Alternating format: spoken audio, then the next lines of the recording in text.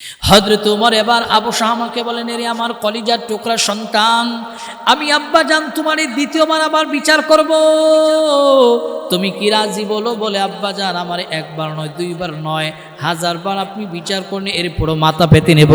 হযরত ওমর বললেন, খাদেম ঘন্টার মধ্যে আওয়াজ দাও।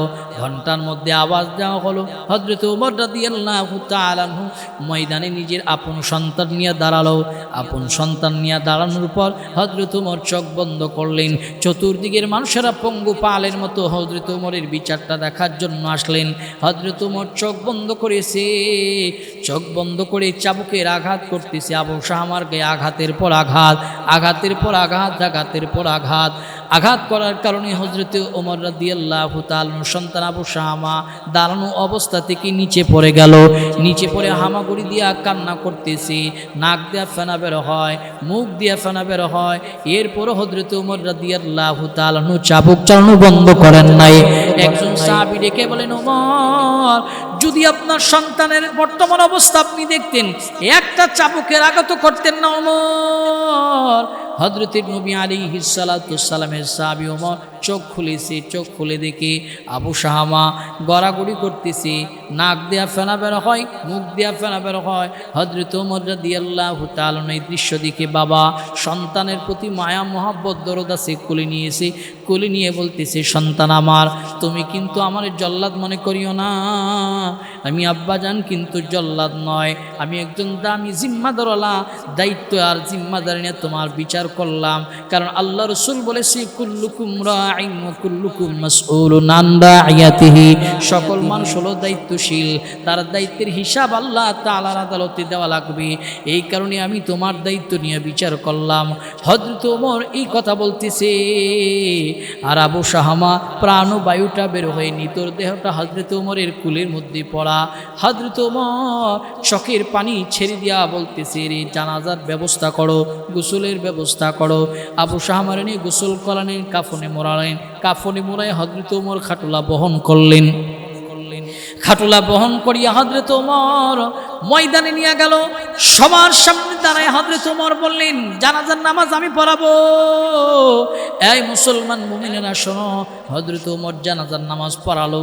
জানাজার নামাজ পড়ায়া হযরত ওমর খাটুলা কাঁধে নিয়েছে। কাঁধে নিয়ে আবার কবরে গিয়া নামছে। কবরে নাইমা 2 হাত বাড়াই দিয়ে বলছে, দাও আমার সন্তান আবু শাহমারে আমার কোলে দাও, তার জনমের মতন বিদায় করে দে। হযরত ওমর রাদিয়াল্লাহু তাআলা আনহু জনমের মতো বিদায় করার জন্য আবু শাহমারে কোলে নিয়ে কবরে রাখলেন।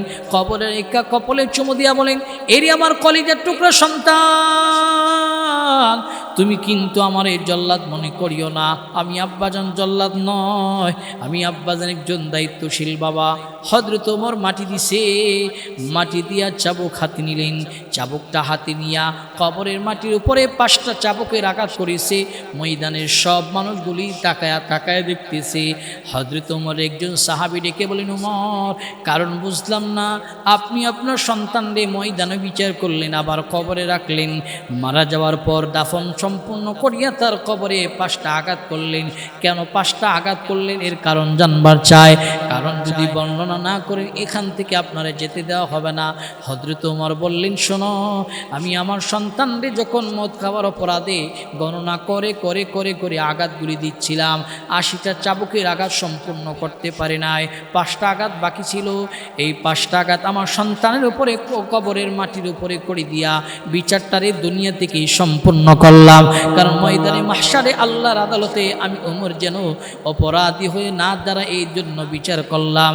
وَإِذْ قَالَ لُقْمَانُ لِابْنِهِ وَهُوَ يَعِظُهُ يَا بُنَيَّ لَا تُشْرِكْ بِاللَّهِ إِنَّ الشِّرْكَ لَظُلْمٌ عَظِيمٌ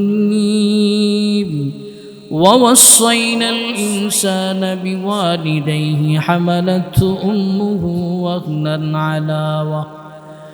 وهنا على وهن وفصاله في عامين أن اشكر لي ولوالديك إلي المصير. وقال النبي صلى الله عليه وآله وسلم لا تشرك بالله شيئا وإن قتلت وإن حرقت أو كما قال النبي عليه الصلاة والسلام اللهم صل على محمد وعلى آل محمد كما صليت على إبراهيم وعلى آل إبراهيم إنك حميد مجيد اللهم بارك على محمد وعلى آل محمد كما باركت على إبراهيم وعلى آل إبراهيم إنك حميد مجيد আলহামদুলিল্লাহ। আজকের ইসলাহী মজলিসের সম্মানিত সভাপতি, মঞ্চ উপস্থিত জাতির মাতার মকর, জাতির শ্রেষ্ঠ সন্তান হযরত বুজুর্গ আলেমা ইকরাম, আজিজ তুলাবা, সম্মুখপানে উপস্থিত দিন প্রিয়, ইসলাম প্রিয় মুরব্বিনে আবাম, সমবয়সী আমার কলিজার টুকরা যুবক বন্ধুগণ, স্নেহে ছোট ভাই, পর্দার আড়ে অবস্থানরত শ্রদ্ধেয়া সম্মানিতা মা ও বোনেরা, মহান আল্লাহ রাব্বুল আলামিনের দরবারে লাখো কোটি শুকর এবং সুজুদ আদায় করছি যে আল্লাহ পাক রাব্বুল আলামিন দুনিয়াবি গান্দা মজলিস থেকে ওলামায়ে কেরামের মজলিসে কোরআন এবং সুন্নাহর আলোকে গুরুত্বপূর্ণ দ্বীনি নসিহত শোনার জন্য কবুল এবং মঞ্জুর করেছেন। সেজন্য রব্বে করিমের শাকানু ভাষায় মুসলমানার্থে ইমানের আওয়াজকে উচ্ছাঙ্গ করে, আকাশ বাতাস মুখরিত করে সমৎসরে আদায় করছি আলহামদুলিল্লাহ। সর্বোপরি শুকর ওই মহান রব্বুল ইজ্জাতুল জালালের দরবারে যে মালিক আমাদেরকে সুস্থতার মতন নিয়ামত দিয়ে এই মোবারক বরকতি মজলিসে উপস্থিত করেছেন, মালিকের কাছে হৃদয়ের আবেগ অনুভূতি উজাড় করে শুকর আদায় করছি আলহামদুলিল্লাহ।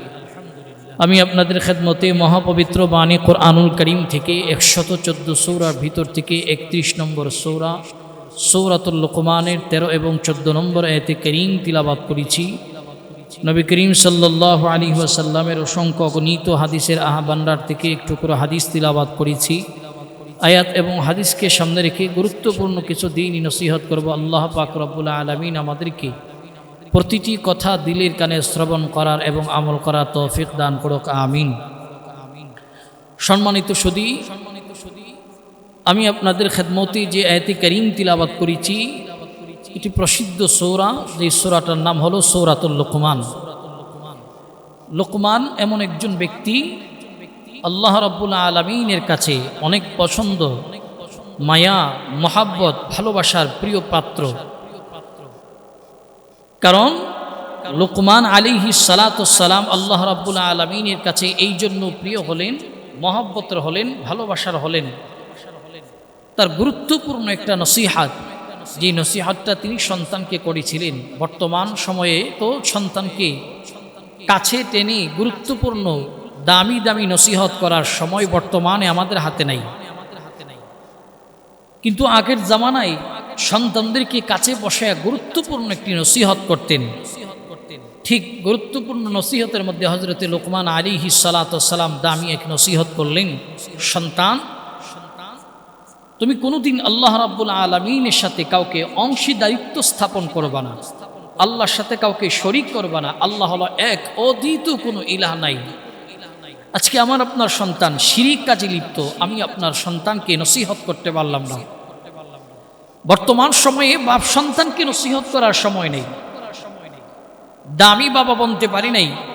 দামি বাবা যদি হতে চাই তো সন্তানকে কাছে বসায় বসায় এমন কিছু নসিহত করতে হবে যে নসিহতের বদলতে সন্তানের দিল মেজাজ পরিবর্তন হয় এবং আল্লাহর দিকে সন্তান তার জীবনকে পরিচালিত করে। সম্মানিত সুধী, হযরতে ওমর ফারুক রাদিয়াল্লাহু তাআলা আনহুর মতন দামি বাবা হওয়া লাগবে।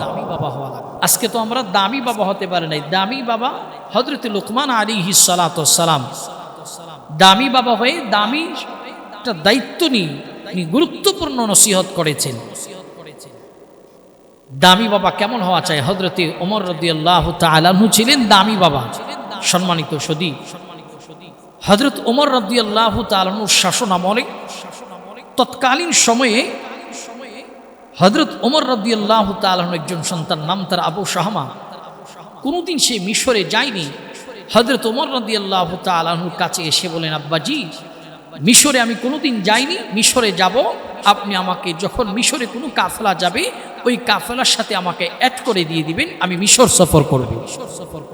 হযরত ওমর রাদিয়াল্লাহু তাআলা আনহু এই কথা শোনার পর মিশরে যখন কাফেলা যাবে ওই কাফেলার সাথে হযরত ওমর রাদিয়াল্লাহু তাআলা আনহু তার নিজের সন্তান আবু শাহমাকে অ্যাড করে দিয়ে গেলেন। কাফেলার সাথে হযরতে ওমর রাদিয়াল্লাহু তাআলা আনহু সন্তান আবু শাহমা সফর করতেছেন। সফররত অবস্থায় আবু শাহমার একজন দুষ্ট বন্ধু শরবতের সাথে একটু মদ পান করালেন। তৎকালীন সময়ের সংবিধানে ঘোষিত আইন হলো, যদি কোনো মানুষের সন্তান মদ্যপান করে তাকে ময়দানে দাঁড় করে প্রকাশ্যে মানুষের সামনে ৮০টা চাবুকের আঘাত করা হবে। এটা হলো তৎকালীন সময়ের আইন। বাবা কেমন জিম্মাদার হওয়া চাই। হযরত ওমর রাদিয়াল্লাহু তাআলা আনহুর সন্তান মদ্যপান করলেন, খবর পৌঁছে গেল তৎকালীন সময়ের মিশরের পার্লামেন্ট অব দ্য গভর্নর, আমার আপনার নবীর প্রিয়তম একজন সাহাবী, যার নাম হলো হযরতে আমর ইবনে আস রাদিয়াল্লাহু তাআলা আনহু। কে সে আমর ইবনে আস? আমার নবীর সাচ্চা একজন আশিক সাহাবী। আমর ইবনে আস আমার রাসূলের ভালোবাসায় তাজা নাক দেওয়ার জন্য ময়দানে উপস্থিত হয়েছিলেন।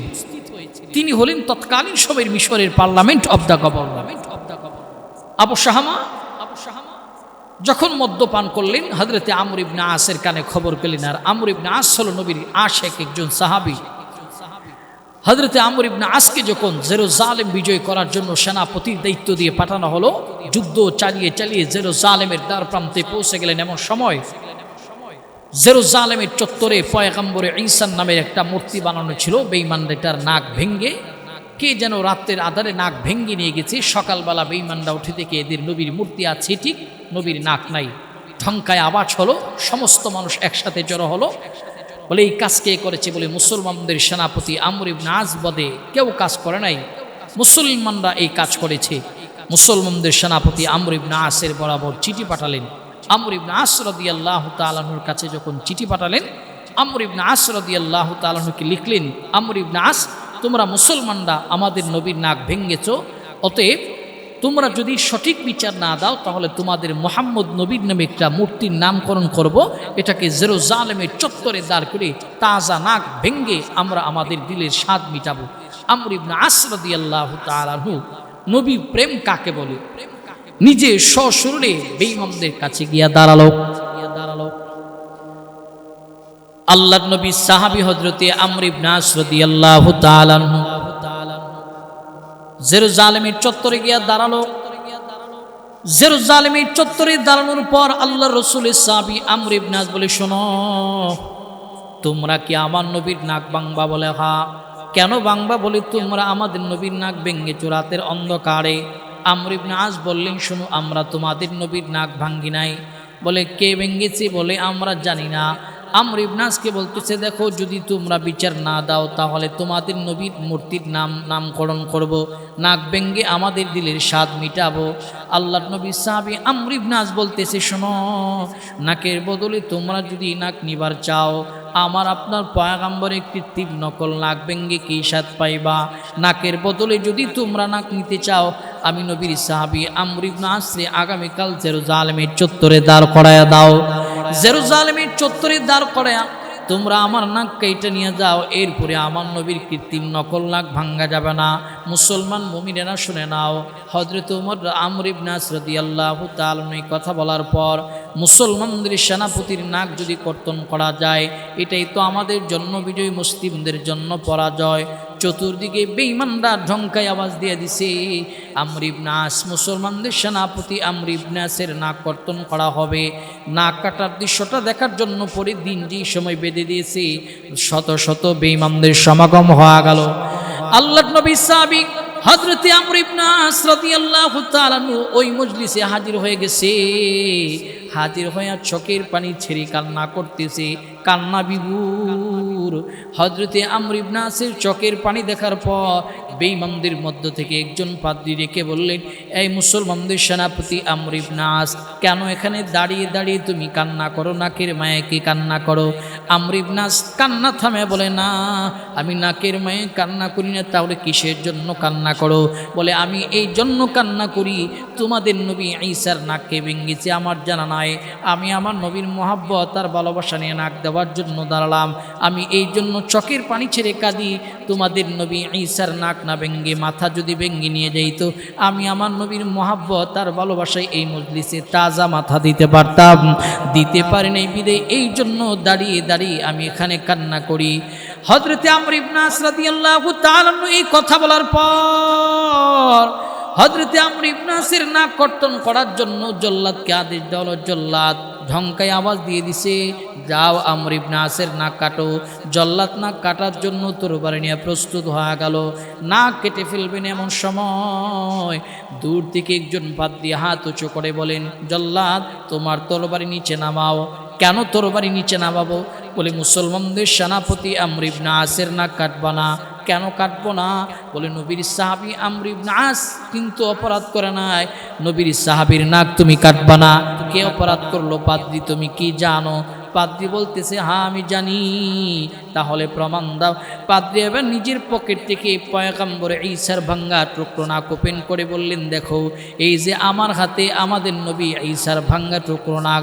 জল্লাদ এবার বললেন, পাদ্রী কেন তুমি এই নাক ভেঙ্গেছো বলো?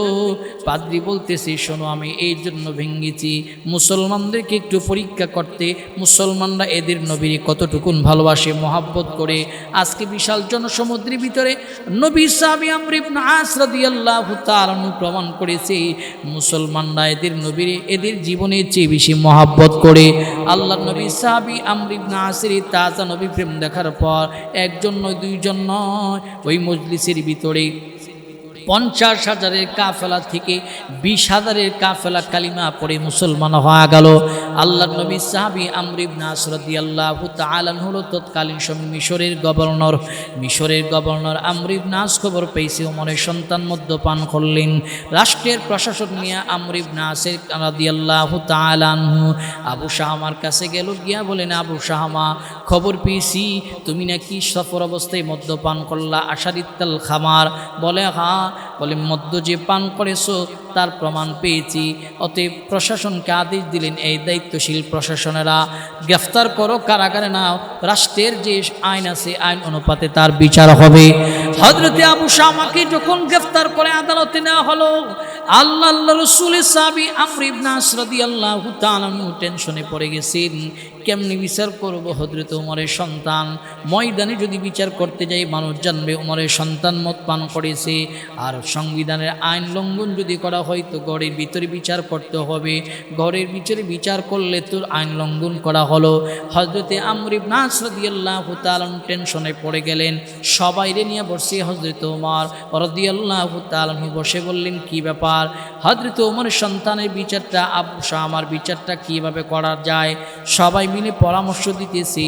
ফাইনাল পরামর্শ হলো, আমর ইবনে আস আবু শামার বিচারটা তুমি গোপনে গোপনে করো, গোপনে কইরা তার নিয়ে মদিনাতুল মুনাব্বরায় রওনা হয়ে যাও। হযরত ওমরের সন্তানের বিচার গোপনে করা হলো। রাতের অন্ধকারে আবু শামার নিয়া মদিনার উদ্দেশ্যে হযরতে আমর ইবনে আস রাদিয়াল্লাহু তাআলা রওনা হয়ে গেল। এর আগে হযরতে ওমর রাদিয়াল্লাহু তাআলার কাছে খবর গিয়েছে, ওমর আপনার সন্তান কিন্তু মিশরের সফর অবস্থায় মদ্যপান করলেন। হযরত ওমরের সামনে যখন আবু শাহমা দাঁড়ালো, হযরত ওমর দাঁড়ালো, হযরত ওমর চোখে রাঙান্বিত করে জিজ্ঞেস করলেন, এরি আবু শাহমা, আমি আব্বাজির কানে খবর গিয়েছি তুমি মিশরের সফর অবস্থায় মদ্যপান করলা। জি আব্বাজান। হযরত ওমর বললেন, এরি আবু শাহমা বলো তোমার বিচার হলো কি? জি আব্বাজান আমার বিচার হয়েছে। কেমনি বিচার করেছো? এই আমর ইবনে আস আমার কাছে বর্ণনা দাও। নবীর সাহাবী আমর ইবনে আস বলতেছে, ওমর আমি আপনার সন্তানকে গোপনে গোপনে বিচার করেছি, ময়দানে করি নাই। হযরত ওমর বললেন, এরি আবু শাহমা তোমার বিচারটা যে ময়দানে করা হয়নি, গোপনে করেছে। এরি আমর ইবনে আস বলো তোমার সংবিধানের আইন কি ময়দানে বিচার করা নাকি গড়ে বিচার করা? হযরত ওমর এই কথা বলার পর আল্লাহ রাসূলের সাহাবী আমর ইবনে আস বলেন, ওমর আমার রাষ্ট্রের আইন হলো ময়দানে বিচার করা, তাহলে আবু শাহমার বিচারটা কেন গোপনে করলা? আদর্শ বাবা কাকে বলে? দায়িত্বশীল বাবা কাকে বলে? হযরত ওমর এই কথা বলার পর হযরতে আমর ইবনে আস লাজবাব হয়ে গেল। হযরত ওমরের সামনে মাথা নত করে দাঁড়িয়ে আছেন। হযরত ওমর বলেন, শোনো তোমাদের বিচার করা হয়নি, আমি ওমর দ্বিতীয়বার আবার বিচার করব। হযরত ওমর এবার আবু শামাকে বলেন, এরে আমার কলিজার টুকরা সন্তান, আমি আব্বাজান তোমার দ্বিতীয়বার আবার বিচার করব, তুমি কি রাজি বলো? বলে আব্বাজান আমার একবার নয়, দুইবার নয়, 1000 বার আপনি বিচার করেন, এরপরও মাথা পেতে নেব। হযরত ওমর বললেন, খাদেম ঘন্টার মধ্যে আওয়াজ দাও। ঘন্টার মধ্যে আওয়াজ দেওয়া হলো। হযরত ওমর রাদিয়াল্লাহু তাআলা আনহু ময়দানে নিজের আপন সন্তান নিয়ে দাঁড়ালো। আপন সন্তান নিয়ে দাঁড়ানোর পর হযরত ওমর চোখ বন্ধ করলেন। চতুর্দিকের মানুষেরা পঙ্গু পালের মতো হযরত ওমরের বিচারটা দেখার জন্য আসলেন। হযরত ওমর চোখ বন্ধ করেছে, চোখ বন্ধ করে চাবুকের আঘাত করতেছে। আবু শামার গায়ে আঘাতের পর আঘাত, আঘাতের পর আঘাত, আঘাতের পর আঘাত। আঘাত করার কারণে হযরত ওমর রাদিয়াল্লাহু তাআলা সন্তান আবু শামা দাঁড়ানো অবস্থা থেকে নিচে পড়ে গেল। নিচে পড়ে হামাগুড়ি দিয়া কান্না করতেছে, নাক দিয়া ফেনা বের হয়, মুখ দিয়া ফেনা বের হয়। এরপর হযরত ওমর রাদিয়াল্লাহু তাআলা চাবুক চালানো বন্ধ করেন নাই। একজন সাহাবী ডেকে বলেন, ওমর, যদি আপনার সন্তানের বর্তমান অবস্থা আপনি দেখতেন, একটা চাবুকের আঘাত করতেন না ওমর? হযরত নবী আলাইহিস সালাতু ওয়াসসালামের সাহাবী ওমর চোখ খুলেছে, চোখ খুলে দেখে আবু শামা গড়াগড়ি করতেছে, নাক দেয়া ফেনা বের হয়, মুখ দেয়া ফেনা বের হয়। হযরত ওমর রাদিয়াল্লাহু তাআলা এই দৃশ্য দেখে বাবা সন্তানের প্রতি মায়া মহব্বত দরদ আছে, কোলে নিয়েছে। কোলে নিয়ে বলতেছে, সন্তান আমার, তুমি কিন্তু আমার জল্লাদ মনে করিও না, আমি আব্বাজান কিন্তু জল্লাদ নয়, আমি একজন দামি জিম্মাদারওয়ালা, দায়িত্ব আর জিম্মাদারি নিয়ে তোমার বিচার করলাম। কারণ আল্লাহ রাসূল বলেছে, কুল্লুকুম রাঈন ওয়া কুল্লুকুম মাসউলুন আন রাইয়াতিহি, সকল মানুষ হলো দায়িত্বশীল, তার দায়িত্বের হিসাব আল্লাহ তাআলার আদালতে দেওয়া লাগবে। এই কারণে আমি তোমার দায়িত্ব নিয়ে বিচার করলাম। হযরত ওমর এই কথা বলতেছে, আর আবু শামা প্রাণবায়ুটা বের হয়ে নিতর দেহটা হযরত ওমরের কুলের মধ্যে পড়া। হযরত ওমর চোখের পানি ছেড়ে দিয়া বলতেছে, রে জানাজার ব্যবস্থা করো, গোসলের ব্যবস্থা করো। আবু শামার নিয়ে গোসল করালেন, কাফনে মোড়ালেন।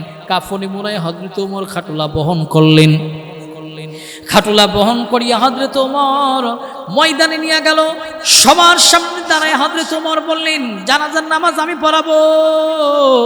এই মুসলমান মুমিনেরা শোনো। হযরত ওমর জানাজার নামাজ পড়ালো। জানাজার নামাজ পড়ায়া হযরত ওমর খাটুলা কাঁধে নিয়েছে। কাঁধে নিয়ে আবার কবরে গিয়া নামছে। কবরে নাইমা 2 হাত বাড়াই দিয়ে বলছে, দাও আমার সন্তান আবু শামারে আমার কোলে দাও, তার জনমের মতন বিদায় করে দে। হযরত ওমর রাদিয়াল্লাহু তাআলা আনহু জনমের মতো বিদায় করার জন্য আবু শামারে কোলে নিয়ে কবরে রাখলেন। কবরের একা কপালে চুমু দিয়া বলেন, এরি আমার কলিজার টুকরা সন্তান, তুমি কিন্তু আমার এই জল্লাদ মনে করিও না, আমি আব্বাজান জল্লাদ নয়, আমি আব্বাজান একজন দায়িত্বশীল বাবা। হযরত ওমর মাটি দিছে, মাটি দিয়া চাবুক হাতে নিলেন। চাবুকটা হাতে নিয়া কবরের মাটির উপরে 5টা চাবুকের আঘাত করেছে। ময়দানের সব মানুষগুলি তাকায়া তাকায় দেখতেছে। হযরত ওমর একজন সাহাবী ডেকে বলেন, ওমর, কারণ বুঝলাম না, আপনি আপনার সন্তানরে ময়দানে বিচার করলেন, আবার কবরে রাখলেন, মারা যাওয়ার পর দাফন সম্পূর্ণ করিয়া তার কবরে 5টা আঘাত করলেন। কেন 5টা আঘাত করলেন, এর কারণ জানবার চায়। কারণ যদি বর্ণনা না করেন এখান থেকে আপনারা যেতে দেওয়া হবে না। হযরত ওমর বললেন, শোনো, আমি আমার সন্তানরে যখন মদ খাওয়ার অপরাধে গণনা করে করে করে করে আঘাতগুলি দিচ্ছিলাম, 80টা চাবুকের আঘাত সম্পূর্ণ করতে পারে নাই, 5টা আঘাত বাকি ছিল। এই 5টা আঘাত আমার সন্তানের উপরে কবরের মাটির উপরে করে দিয়া বিচারটারে দুনিয়া থেকেই সম্পূর্ণ করলাম। কারণ ময়দানে মাহশারে আল্লাহর আদালতে আমি ওমর যেন অপরাধী হয়ে না দাঁড়ায়, এই জন্য বিচার করলাম। মুসলমান মুমিনেরা, হযরত ওমর হলো দায়িত্বশীল বাবা। হযরত ওমর যেমন দায়িত্বশীল ছিল, আমাদেরও দায়িত্বশীল হওয়া লাগবে। হযরত লুকমান আলাইহিস সালাতু ওয়াসসালাম একজন দায়িত্বশীল বাবা। দায়িত্ব নিয়ে সন্তানদের বলছে, সন্তান শোনো, আল্লাহর সাথে কাউরে শরীক করবা না, আল্লাহ হলো এক, ও দ্বিতীয় কোনো ইলাহ নাই। এক আল্লাহর উপরে ঈমান আনলাম, ঈমান দেওয়া যাবে না, ইসলাম ছাড়া যাবে না। আল্লাহ রাসূল বলেছে, লা তুশরিক বিল্লাহি শাইআন ওয়া ইন কুতিলতা ওয়া ইন হুরিকতা। মুসলমান মুমিনেরা শোনো, আল্লাহ রসুল বলেছে, মুসলমান শোনো, আল্লাহর নবী বলেছে, তোমার যদি কতল করা হয়, শলিতে চড়ানো হয়, আগুনে নিক্ষিপ্ত করা হয়, এরপরও ঈমান দেওয়া যাবে না, ইসলাম ছাড়া যাবে না। এক আল্লাহর উপর ঈমান আল্লাহ, ঈমান দেওয়া যাবে না, ইসলাম ছাড়া যাবে না। সাহাবা আজমাইনদের ঈমান কেমন মজবুত, পয়গম্বরের সাহাবীদের ঈমান কেমন মজবুত। নবীর সাহাবীরা ঈমান আনার পর অত্যাচার করেছে, জুলুম করেছে, নির্যাতন করেছে, এরপর নবীর সাহাবীরা এক আল্লাহর উপর থেকে ঈমান ছাড়া নাই, ইসলাম ছাড়া নাই। আল্লাহর নবীর সাহাবী হযরতে খাব্বাব রাদিয়াল্লাহু তাআলা খবর নাও, এই মুসলমান মুমিনরা শোনো, খাব্বাব রাদিয়াল্লাহু তাআলা ঈমান আনার পর এত অত্যাচার করেছে, নির্যাতন করেছে, এরপরও এক আল্লাহর উপর থেকে হযরতে খাব্বাব ঈমান ছাড়া নাই। খাব্বাবের ঈমান কেমন? হযরতে খাব্বাব রাদিয়াল্লাহু তাআলা ইসলামের যখন সোনালী যুগ, সবাই মিলে দ্বীনি মজমায় আলোচনা করতেছেন, হযরত ওমর হলো আমির, হযরত ওমর রাদিয়াল্লাহু তাআলা ওই মজলিসের ভিতরে উঠলেন। ইসলামের জন্য হযরতে বেলাল বোধহয় সবচেয়ে বেশি কষ্ট করেছে। ইসলাম কবুল করার পর ওই মজলিসে একজন সাহাবী বলেন, হযরতে ওমর আপনি বেলালের কথা বললেন কিন্তু খাব্বাবের কথা বললেন না। বলে খাব্বাব কেমন কষ্ট ত্যাগ করেছে। এমন সময় ওই সাহাবী খাব্বাবকে ডাকালেন, খাব্বাবকে বললেন, খাব্বাব তোমার জিহ্বাটা বের করে দেখাও। হযরতে খাব্বাব রাদিয়াল্লাহু তাআলা ওই মজলিসে ওমরের সামনে জিহ্বা বের করলো। এই মুসলমান মুমিনেরা শোনো, জিহ্বা বের করার পর হযরত ওমর দেখলেন জিহ্বার মাঝখান দিয়া ফাঁকা দেখা যায়। হযরত ওমর বললেন, খাব্বাব কেন জিহ্বার মাঝখানে ফাঁকা দেখা যায়? হযরত ওমর এই কথা বলার পর খাব্বাব বলেন, ওমর যেদিন আমি ইসলাম কবুল করলাম, এক আল্লাহর উপর ঈমান আনলাম, আমার আপনজনেরা আমার ধৈর্য নিছে, ধৈর্য নিয়ে আমার জিহ্বার মাঝখান দিয়া কাটা ঢুকাইছে আর বের করছে। এরপর আমি এক আল্লাহর উপর থেকে ঈমান ছেড়ে নাই। শুধু তাই নয়, হযরতে খাব্বাব রাদিয়াল্লাহু তাআলা নিজের পিছনের অংশ থেকে কাপড় সরালেন। কাপড় সরানোর পর হযরতে খাব্বাব রাদিয়াল্লাহু তাআলার দিকে তাকায়া ওমর তো আরো আশ্চর্যান্বিত হয়ে গেল। জিজ্ঞেস করলেন, খাব্বাব তোমার কোমরের পিঠের নিচের অংশের গোশত কোথায়? বলে, শোনো, আমি যেদিন ঈমান এনেছিলাম এক আল্লাহর উপরে, লা ইলাহা ইল্লাল্লাহ, লা খালিকা ইল্লাল্লাহ, লা মালিকা ইল্লাল্লাহ, এক আল্লাহর উপর ঈমান যেদিন এনেছিলাম, আমার আপনজনরা আমার জিহ্বাতে শুধু কাটা দোকায় ক্ষান্ত হয় নাই, আমার করম অঙ্গরের মধ্যে চাপ দেয়া ধরে রাখছে। চাপ দেয়া ধরার কারণে আমার পিটনের অংশের গোশতগুলি খসে খসে অঙ্গর পড়েছে, আর অঙ্গর নিবেছে, আবার ধরানো হয়েছে, আবার চাপ দেওয়া হয়েছে। এরপর আমি এক আল্লাহর উপর থেকে ঈমান ছেড়ে নাই। সাহাবা আজমাইনদের ঈমান মজবুত, এই কারণে আল্লাহ রসুলের সাহাবীরা দুনিয়া থেকে জান্নাতের মেহমান। ঈমানদার হওয়া লাগবে সাহাবা আজমাইনদের মতন ঈমান, ঈমান হওয়া লাগবে আল্লাহ নবীর সাহাবীদের মতন ঈমান। ঈমান যার যত মজবুত, তার পরীক্ষা তত কঠিন। ঈমানের পরীক্ষায় যারা ফাঁস, তারা দুনিয়াতে দামি বনে যায়, পরকাল আল্লাহ তাআলার কাছে দামি বনে যায়। মুসলমান মুমিনেরা, এই কারণে হযরতে লুকমান আলাইহিস সালাতু সালাম নিজের আপন সন্তানকে বলে, সন্তান শোনো, এক আল্লাহর উপর ঈমান আল্লাহ, ঈমান দেওয়া যাবে না, এক আল্লাহর উপর ঈমান আল্লাহ, ঈমান দেওয়া যাবে না। হযরতে লুকমান আলাইহিস সালাতু সালামের এই নসিহতটা পছন্দ হয়েছে। আল্লাহ পাক রব্বুল আলামিন সূরাতুল লুকমানের 14 নম্বর আয়াতের ভিতরে আল্লাহ পাক মা বাবার পাশে দাঁড়ায় দামি একটা নসিহত করেছে। কারণ হযরতে লুকমান আলাইহিস সালাতু সালাম হকুল্লাহ, আল্লাহর হক বুঝাইতেছে। হুকুকুল ইবাদা, বান্দার যে হক আছে সেটা আল্লাহ পাক রব্বুল আলামিন মা বাবার পাশে দাঁড়ায়া সন্তানরে বুঝাইতেছে। হযরতে লুকমান নিজের সন্তানরে আল্লাহর জন্য তৈরি করেছে। প্রতিটা এখান থেকে আমাদের জন্য নসিহত, আল্লাহর জন্য যদি সন্তানরে তৈরি করতে পারে, আল্লাহ এই সন্তানরে আমাদের জন্য তৈরি করবে। সন্তানকে হযরতে লুকমান আল্লাহর জন্য তৈরি করেছে। আল্লাহ পাক রব্বুল আলামিন মা বাবার নসিহত করতে গিয়া মা বাবার পাশে দাঁড়ায়া সন্তানদের 14 নম্বর আয়াতের ভিতরে দামি নসিহত করলেন। এই সন্তান, মা বাবার সাথে ভালো আচরণ করো, ভালো খেদমত করো। যদি করতে পারো, মা বাবার সাথে ভালো আচরণ করো, ভালো খেদমত করো, এদের সাথে ভালো ব্যবহার করো। কারণ মা 10 মাস 10 দিন গর্ভ ধারণ করেছে। 10 মাস 10 দিন গর্ভে ধারণ করার পর ভূমিষ্ঠ হওয়ার পর 2 বছর মা বুকের দুধ পান করালেন।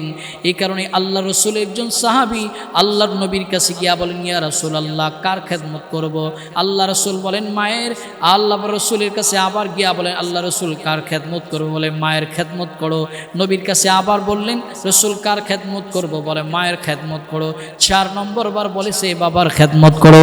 অতএব মা বাবার পাশে দাঁড়ায়া আল্লাহ পাক রব্বুল আলামিন আমি একটা নসিহত করেছি, খেদমত করো, খেদমত করো। সন্তানগুলি থেকে যদি আমরা খেদমত পেতে চাই তাহলে সন্তানগুলি আল্লাহর জন্য তৈরি করতে হবে। আল্লাহ পাক রব্বুল আলামিন সবার সন্তানগুলি আমাদেরকে আল্লাহর জন্য তৈরি করার তৌফিক দিক। সকলে বলুন আমিন।